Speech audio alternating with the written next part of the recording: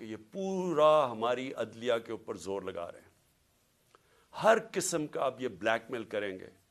ہر قسم کی ان کی ایک ہی کوشش ہوگی کہ پاکستان کی عدلیہ پھر ان طاقتور کا ان چوروں کا ساتھ دے. اور اس کے لیے یہ بلیک میل کر رہے ہیں. اور ہر قسم کی میں اپنی قوم کو کہنا چاہتا ہوں تیاری کریں آپ. انہوں نے ہر قسم کا پریشر ڈالنا ہے عدلیہ پہ جو انہوں نے ماضی میں کیا.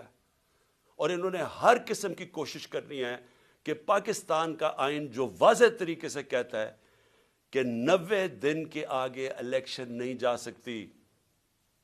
90 دن کے بعد یہ دو کیئر ٹیکر گورنمنٹس ان کے اوپر وائلیشن ہوگی آئین کی. ان کے اوپر یہ بالکل ان کا جو 900 کے ایک دن کے بعد 90 کے ایک دن کے بعد کہ اس نے کہا جی عمران خان ملک کو تباہی کی طرف لے کے جا رہا تھا. میں نے عمران خان سے ملک کو بچانا تھا تو تسلیم کر لیا کہ اس نے فیصلہ کیا تھا گورنمنٹ گرانے کا جو میں اور ساری قوم کو ویسے ہی پتہ ہے. لوگوں کو تو اب سوشل میڈیا کا زمانہ ہے.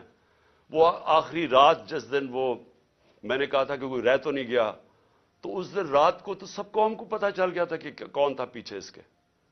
وہ ارشد شریف شہید نے بڑی زبردست بات کی وہ کون تھا تو سب کو پتا تھا وہ کون تھا. لیکن یہ نہیں میں سوچ رہا تھا کہ وہ تسلیم ہی کر جائے گا کہ وہ میں تھا. اس لیے اس ملک کے لیے حقیقی آزادی کے لیے ہم سب کو جدوجہد کے لیے اب تیار رہنا پڑے گا.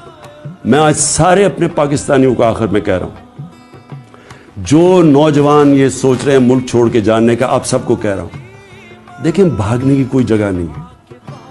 جو قومیں جب تک اپنی آزادی کے لیے نہیں لڑتی جدوجہد نہیں کرتی کوئی ان کو آزادی نہیں دیتا.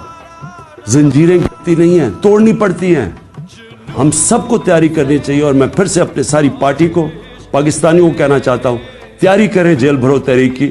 انشاءاللہ میں چند دنوں میں اس کی اناؤنسمنٹ کروں گا.